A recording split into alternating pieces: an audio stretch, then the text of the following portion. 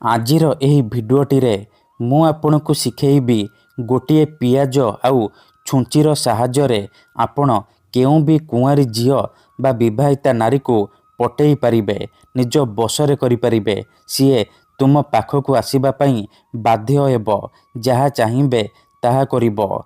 एही वशीकरण करिबा पई आपणको कोनोसी प्रकार मंत्र तंत्र करिबाकू पड़िबनी किंबा किछि भी पैसा खर्च करिबाकू पड़िबनी।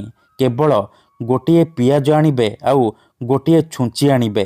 तापरे मु आपणको किछि प्रयोग विधि शिखेइबी, आपण सेही प्रयोग विधि को ठीक भाबरे करिदेबे। ग्यारंटी देउची जेउ झियो आपणको भाव देउ नथिला से झियो आपे आपे पटिजिबो। जेउ विवाहिता नारी को आपण दिन राति भाबुचंती सीए फोन करिबो, हाथ धरिकी रूम को डाकिबो, जहा चाहिबे ताहा करिबो, कोनोसी प्रकार बाधा देब नाही। नमस्कार फ्रेंड्स, ओडिया फंडा चैनल को आपण मानकु स्वागत।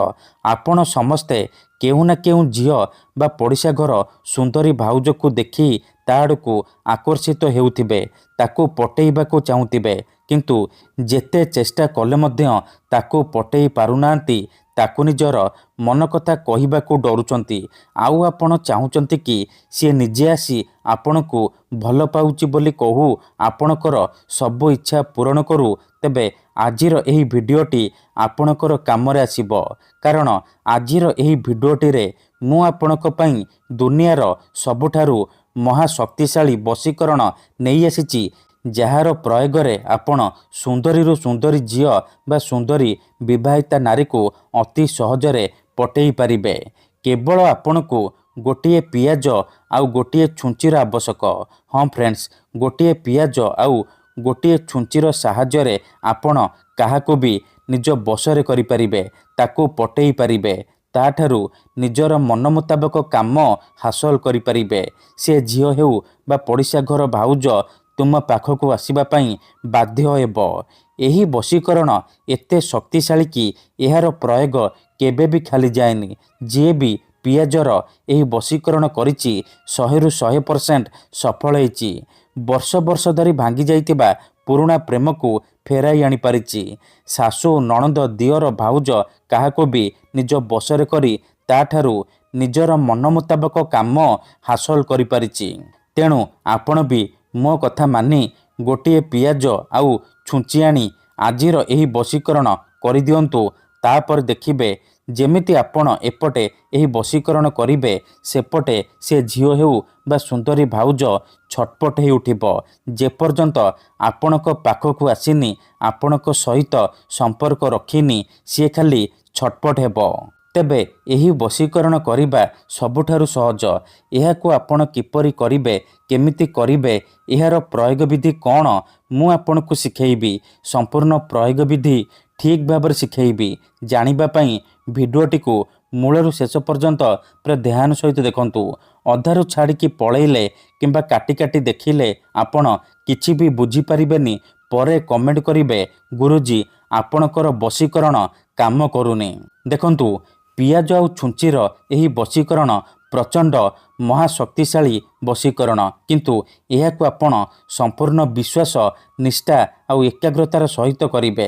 देखंतु, जेउपरि आपण भगवान को मानुचंती, भगवान को उपरे विश्वास रखिचंती, निजर सबु दुख कष्ट असुविधा भगवान को जणाउचंती, जदि से असुविधार समाधान न होला तार माने नुह कि भगवान नांती। सेहीपरि मंत्र तंत्र हुए, वशीकरण काम करे, किंतु एहाकु आपणको सिद्ध करिबाकू पड़िबो।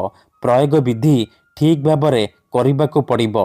मु आपणको जेमिति शिखेइबी, आपणको ठीक सेहीपरि करिबाकू पड़िबो। तेबे जाई मु आपणको ग्यारंटी देउची, आपण जेउ झियो बा विवाहिता नारी उपरे पियाजर एही वशीकरण प्रयोग करिदेबे, सीए आपणकर बसरे ही जीवो, जहा चाहिबे ताहा करिबो, कोनोसी प्रकार बाधा देब नाही। तेबे एही वशीकरण आपण किपरि करिबे, केमिति करिबे, चालंतु जानिबा। विधिटी जानिबा पूर्वरु जदि आपण आम चैनल को प्रथम थर आसीचंती, ତେବେ ଦୟାକରି ଚ୍ୟାନେଲକୁ ସବସ୍କ୍ରାଇବ୍ କରି ପାଖରେ ଥିବା ବେଲ୍ ଆଇକନ୍କୁ ମଧ୍ୟ ଦବାଇ ଦିଅନ୍ତୁ, ଯାହାଦ୍ୱାରା ଆମେ ଯେଉଁ ବି ଭିଡ଼ିଓ ଅପଲୋଡ଼ କରିବୁ ସର୍ବପ୍ରଥମେ ଆପଣ ଦେଖିପାରିବେ ଆଉ ତାର ଲାଭ ପାଇପାରିବେ। ତେବେ ଚାଲନ୍ତୁ ଜାଣିବା ଏହି ବଶୀକରଣ ଆପଣ କିପରି କରିବେ। ମନେ ରଖନ୍ତୁ, ଏହି ବଶୀକରଣ ବିଧିକୁ ଆପଣ କେବଳ ଶୁକ୍ରବାର ଦିନ କରିବେ। ରାତିରେ ଶୋଇବା ପୂର୍ବରୁ କରିବେ। ବିଧିଟି କରିବା ପୂର୍ବରୁ ଭଲ ଭାବରେ ହାତ ଗୋଡ଼ ଧୋଇକି ନିଜର ବିଛଣାରେ ବସିକି ଏହି ବଶୀକରଣ ଆରମ୍ଭ କରିବେ। ମନେ ରଖନ୍ତୁ, ଏହି ବଶୀକରଣ ହେଉଛି ମୁସଲିମ ବଶୀକରଣ। ଏହାର କୌଣସି ପ୍ରକାର କାଟ ନାହିଁ, ତେଣୁ ଏହାକୁ ଆପଣ ଭାବିଚିନ୍ତିକି ପ୍ରୟୋଗ କରିବେ। ତେବେ ଚାଲନ୍ତୁ ଜାଣିବା ଏହି ବଶୀକରଣ ଆପଣ କିପରି କରିବେ। ମନେ ରଖନ୍ତୁ, ଏହି ବଶୀକରଣ କରିବା ପାଇଁ ଆପଣ ଗୋଟିଏ ପିଆଜ ଆଣିବେ ଆଉ ଗୋଟିଏ ଛୁଞ୍ଚି ଆଣିବେ। ତାପରେ କଳା ରଙ୍ଗର କଲମ ଆଣିବେ। ଏତିକି ଜିନିଷ ଆଣିସାରିବା ପରେ ନିଜର ବିଛଣା ଉପରେ ଆପଣ ବସି ପଡ଼ିବେ। ଧ୍ୟାନ ରଖିବେ ଯେମିତି ଆପଣଙ୍କୁ କେହି ଦେଖିବେନି କିମ୍ବା ଡାକିବେନି। ତାପରେ ପିଆଜ ଉପରେ ସେଇ ଝିଅ ବା ସ୍ତ୍ରୀର ନାମ ଲେଖିବେ ଯାହାକୁ ଆପଣ ପଟେଇବାକୁ ଚାହୁଁଛନ୍ତି। ତା ପାଖରେ ନିଜର ନାମ ଲେଖିବେ। ନାମ ଲେଖି ସାରିବା ପରେ ପିଆଜକୁ ବାମ ହାତରେ ଧରିବେ ଆଉ ଛୁଞ୍ଚିକୁ ଡାହାଣ ହାତରେ ଧରିବେ। ତାପରେ ଆଖି ବନ୍ଦ କରିକି ସେଇ ଝିଅ ବା ନାରୀକୁ ମନେ ମନେ ଭାବିବେ।